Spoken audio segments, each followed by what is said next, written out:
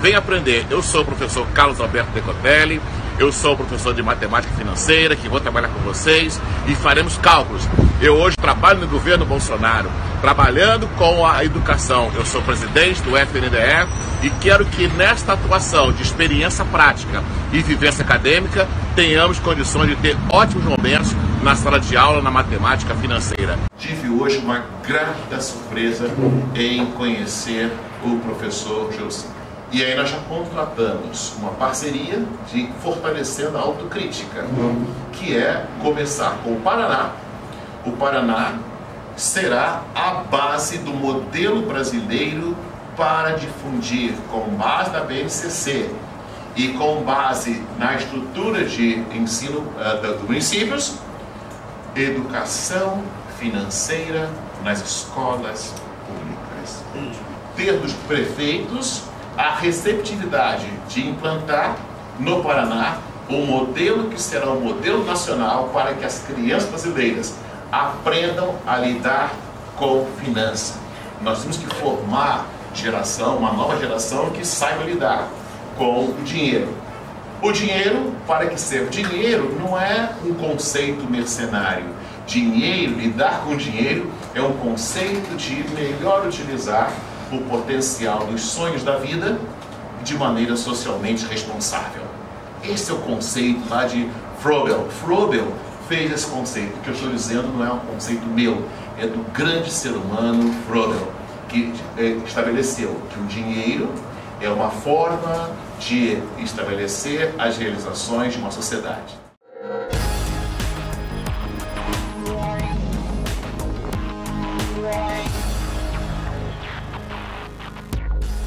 Olá, boa noite, seja bem-vindo ao Brasil em Pauta.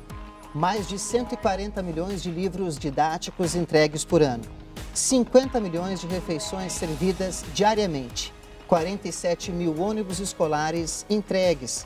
Há 50 anos, o Fundo Nacional de Desenvolvimento da Educação vem ajudando na construção da educação pública do Brasil. E para esclarecer um pouco mais sobre a atuação dessa autarquia ligada ao Ministério da Educação, eu recebo hoje o presidente do FNDE, Carlos Alberto Decotelli. Seja muito bem-vindo aqui ao Brasil em Pauta. Muito obrigado, Paulo. Muito obrigado. Presidente, o FNDE tem 50 anos de existência e tem um papel fundamental para colocar em prática essas ações ligadas à educação básica pública no Brasil. De que forma o FNDE faz isso, presidente? Paulo, o FNDE agora em 2019, ele está vivendo o primeiro ano da segunda metade do primeiro século de existência. O FNDE, ao completar esse ano 51 anos, ele mudou a sua forma de atuar, saindo de um agente repassador de recursos públicos para um gestor estratégico das finanças públicas para a educação. E nesse aspecto da gestão estratégica, nós temos atuado em 3 pontos bem distintos. O primeiro deles, a autocrítica. Nós estamos revalidando todas as formas de atuação, dando criticidade a essas formas de atuar e também atuando na forma de validar aqueles programas que são hoje entregues à sociedade brasileira, para que esses programas tenham efetividade na aplicação e mérito quanto à forma de medir se eles foram ou não eficientemente entregues à sociedade brasileira. Então, primeiro ponto, da autocrítica. Segundo aspecto é que o FNDE está pensando no conceito de gestão em melhor interagir com os agentes públicos. Então, estamos aumentando o nosso diálogo com a sociedade, fazendo os nossos mutirões, mutirão de prefeitos que são recebidos no FNDE, para nós orientarmos como melhor utilizar o dinheiro da gestão pública para a educação. O segundo aspecto, nós estamos dialogando também num programa denominado FNDE em Ação Mais Brasil, onde nós vamos até os estados, reunirmos com prefeitos e com a Secretaria de Educação para dialogarmos, tirar dúvidas, orientar, poder maximizar a maneira pela qual utiliza-se o dinheiro público para a educação. E o terceiro ponto, ampliar diálogo com o Legislativo. O Parlamento brasileiro ser orientados, para ser dialogados.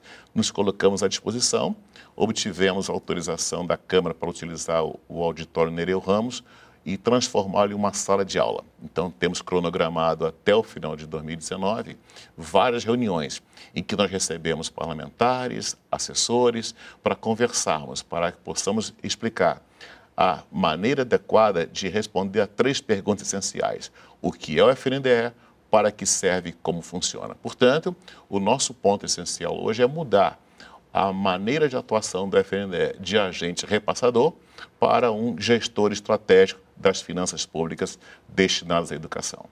E como que os municípios, os gestores municipais da educação estão aderindo a essa nova visão estratégica do FNDE? Nós temos sido muito bem atendidos por todas as solicitações.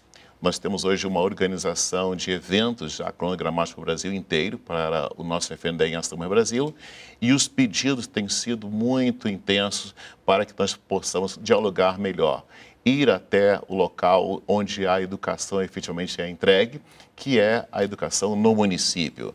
A determinação do presidente Bolsonaro é que tenhamos uma atuação mais presente junto aos municípios. Na ponta. E a receptividade da ponta tem sido excelente. Nós temos dialogado, nós temos ido até os locais, temos recebido. Frequentemente, nós temos tido agendas no FNDE, recebendo prefeitos, recebendo deputados, senadores interessados em melhor conhecer a gestão operacional do FNDE atualmente. Tem sido muito positiva essa atuação. E o Fundo Nacional de Desenvolvimento da Educação, ele cuida de toda a educação básica no país? Paulo, hoje eu diria que o FNDE ele tem a maior responsabilidade e capilaridade junto aos municípios em relação à formação da cidadania brasileira. Por quê?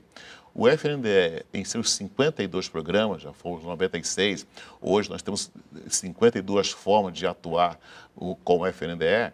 Nós atendemos a merenda escolar, nós atendemos a cidadania do ponto de vista do transporte público, nós atendemos também no livro didático, no livro literário, a infraestrutura das escolas. A infraestrutura e também o diálogo, porque hoje nós estamos procurando, em parcerias, junto, por exemplo, com o Ministério da Defesa, atuar no Projeto Rondon. Hoje, o Projeto Rondon é uma parceria integrada com o FNDE. Nós estamos também atuando de maneira integrada com a estrutura operacional hoje da ENSE, da Escola de Ciências Estatísticas, com o INPA, Matemática Pura e Aplicada, ou seja, o FNDE ele está presente com a capilaridade na construção da cidadania, de melhores caminhos para chegar a uma educação de qualidade como todos queremos. Nós temos encontrado referências de grande sucesso na educação básica brasileira. Eu tenho insistido que antes de procurarmos copiar modelos coreanos, modelos irlandeses, modelos internacionais, nós estamos garimpando, efetivamente garimpando, os casos de sucesso brasileiro no Brasil, feitos por brasileiros, que podem ser replicados para brasileiros. E nós temos sido muito felizes em encontrar receptividade, em atuar capturando as melhores experiências na educação básica brasileira. Aqui no Brasil em Pauta, nós temos a característica de trazer perguntas da sociedade para as autoridades responderem. Questões, dúvidas das pessoas.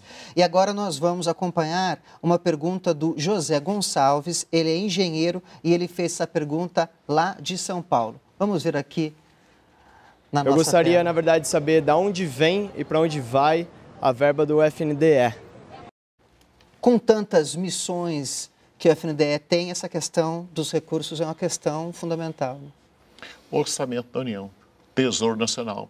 O FNDE, ele recebe os recursos por dotações de títulos que são emitidos pelo Secretaria de Tesouro Nacional e essa dotação, através do MEC, nós recebemos para prestar contas, para entregar, para executar os programas. E nesse aspecto, nós hoje temos uma grande surpresa na gestão do FNDE, que foi descobrir a grande quantidade de recursos paralisados na conta bancária das prefeituras. As prefeituras não utilizam o dinheiro para a educação conforme deveria ser destinado. Por quê? Por insegurança, por dificuldade falta didática, de expertise técnica. falta de expertise técnica. Então, hoje, o maior desafio nosso é mudar o referencial de que não falta recurso para a educação, mas sim a má gestão e a falta de métricas para medir o desempenho. E por que falta de métrica? Nós identificamos que os municípios que melhor utilizam recursos para a educação no programa do FNDE, eles têm melhor desempenho no IDEB. Então, de onde vem o recurso para a educação? Da Receita Federal, ou da arrecadação de impostos, arrecadação de tributos, orçamento, ou seja, é comprometimento do dinheiro público de todos nós brasileiros. E para onde irão os recursos da educação? São utilizados nos programas, grande parte gerenciados pelo FNDE. Porque não somente a FNDE que atua com o programa para a educação, também a CAPES tem lá a sua dotação orçamentária, tem a IBSER, tem também o INEP. Mas na responsabilidade do FNDE, nós hoje estamos surpresos com a grande quantidade de recursos em que as prefeituras e os diversos municípios estão deixando dinheiro parado na conta bancária como se investidores fossem. Então, esta é a nossa principal outra missão do FNDE. missão. Estabelecer um referencial, uma regra para que aqueles que tenham dúvidas de como utilizar os recursos para a educação, façam o acesso, acessem, conversem e peçam a orientação do FNDE. Porque se o dinheiro não for utilizado para a destinação orçamentária, ele não voltará para o FNDE, ele volta para o Tesouro e a educação ficará desassistida. Outra parte dos recursos vem do Fundeb, são 150 bilhões de reais este ano, só que o Fundeb ele expira no final do ano que vem, em 2020. Tem uma PEC no Congresso Nacional tramitando para não permitir isso. Como é que o senhor vê essa tramitação, esse convencimento junto aos parlamentares da importância da existência do Fundeb para a educação básica brasileira? Motivado pela nova discussão em relação ao Fundeb, no FNDE nós criamos o núcleo de métodos quantitativos, porque entendemos que sem algoritmos matemáticos, sem medições eficientes sobre qual é a realidade da educação básica no Brasil, o Fundeb ele pode mudar qualquer regra, mas não terá eficiência para termos uma forma de gestão eficiente. A aplicabilidade dos recursos. A aplicabilidade dos recursos acaba sendo dispersa. E dessa forma, nós temos discutido algumas questões. Primeira ponta. Os municípios ricos em estados pobres devem ter um tratamento diferenciado ou não? Municípios pobres em estados ricos, municípios ricos em estados pobres, a estrutura de acesso às escolas, a possibilidade de escolas que estão subutilizadas, porque cidades estão perdendo quantidade de habitantes, a quantificação de responsabilidade do município vizinho. Podemos compartilhar ou não podemos compartilhar os esforços de educação? Equipamentos escolares devem ou não devem ser melhor compartilhados? E, acima de tudo, vale a pena nós pensarmos em um novo Fundeb sem ter corresponsabilidade de exigir desempenho? Por que alguns municípios são tão eficientes em melhorar o seu IDEB, fazer métricas, ter estrutura de desempenho com responsabilidade e qualidade da entrega e outros não? Nós queremos, sim, que a educação brasileira evolua, que os recursos sejam melhor alocados. Mas, acima de tudo, nós entendemos que o novo Fundeb, que está sendo muito bem discutido na Câmara, no Senado, o FNDE tem estado presente nas convocações no Parlamento e o FNDE tem realizado seminários também no seu auditório, recebendo quaisquer cientistas da educação que queiram conversar sobre o Fundeb. Nós temos sido uma referência para poder demandar, dialogar, operacionalizar o novo Fundeb. Mas a nossa posição é que Fundeb terá melhor resultado a partir da promulgação da emenda constitucional número 15 de 2015, se houver, acima de tudo, métrica, desempenho, pelo desempenho e também uma gestão qualificada. Muito boa a nossa conversa, nós vamos para um rápido intervalo e daqui a pouco voltamos com o presidente do FNDE.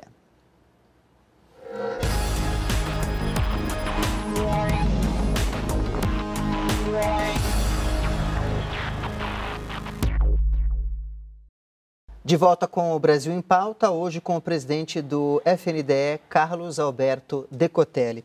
Presidente, vamos direto a mais uma pergunta do público. Essa pergunta vai ser feita lá de São Paulo. A Mariana Cardoso, que é médica, vai trazer a questão para a gente. Eu gostaria de saber como é aplicada a verba para a educação de uma maneira mais detalhada e mais acessível. Ou seja, como a sociedade pode acompanhar a aplicação desses recursos?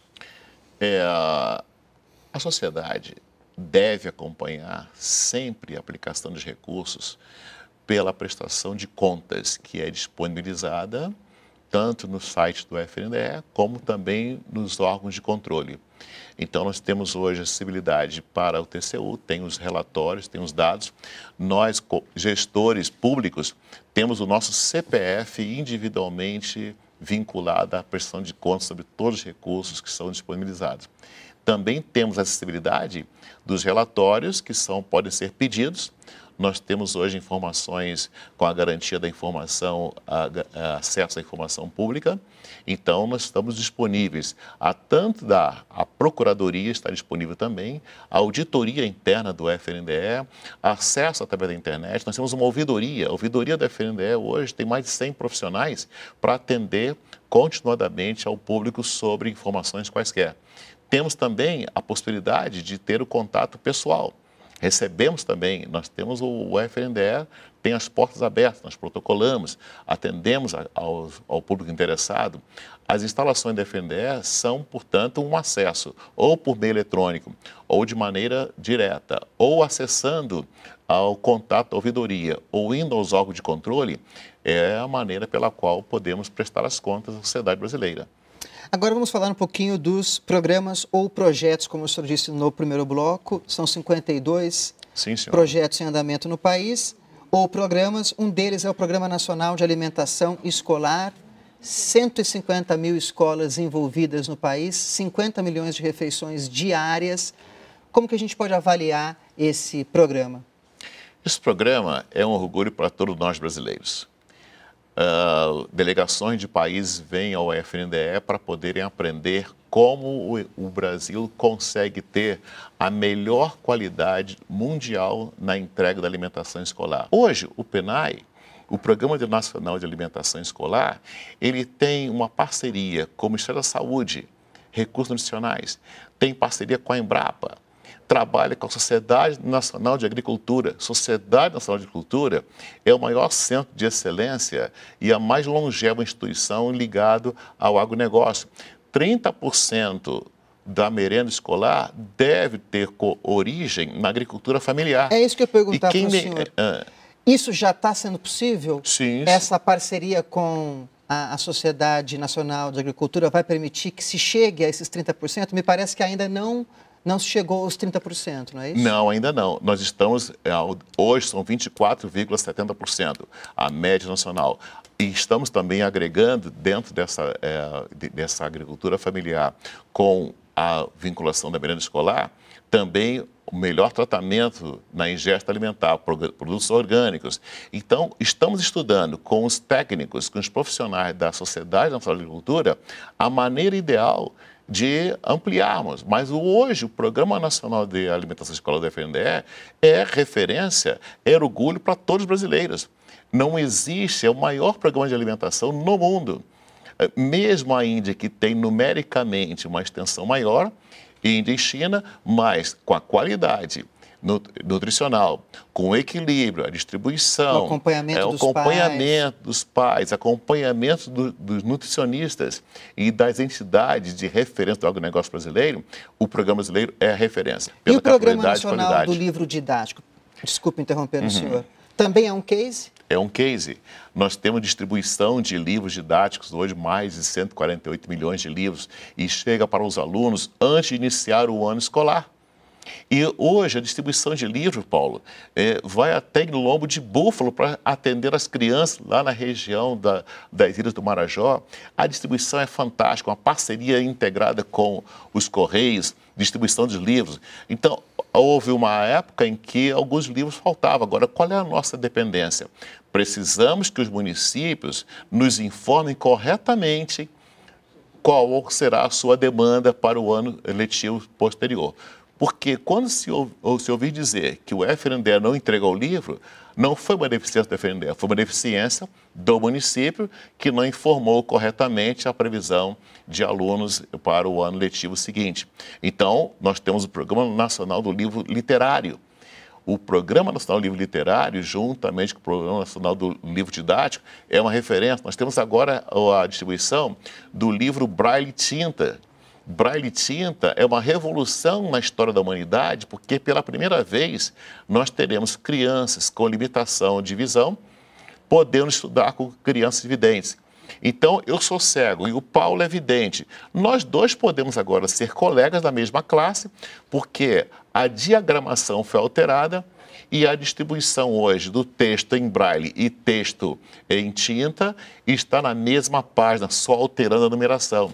Esta editora em São Paulo, a Editora E3, eles ganharam um prêmio em Londres como a melhor, maior e mais eficiente revolução de integração humana no aspecto educacional acontecida no mundo. A integração entre braille e tinta para crianças que possam estudar na mesma sala. Agora, tem outros 2 programas que vale a pena a gente falar aqui no Brasil em Pauta, que é o Programa Nacional de Apoio ao Transporte Escolar e o Programa Dinheiro Direto na Escola. Uma palavrinha do senhor sobre esses 2 programas.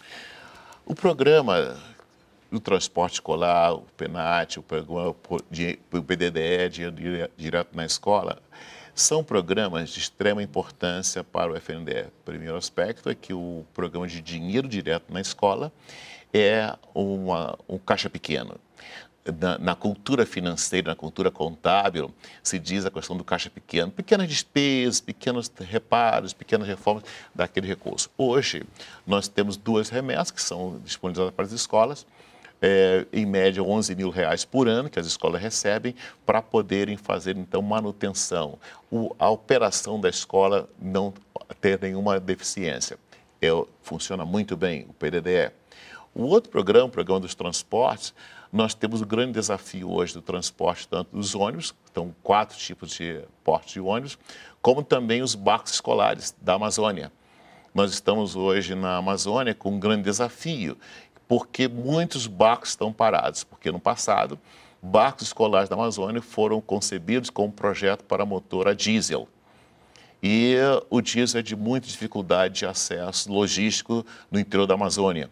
O FNDE está agora trabalhando na construção de 35 escolas indígenas.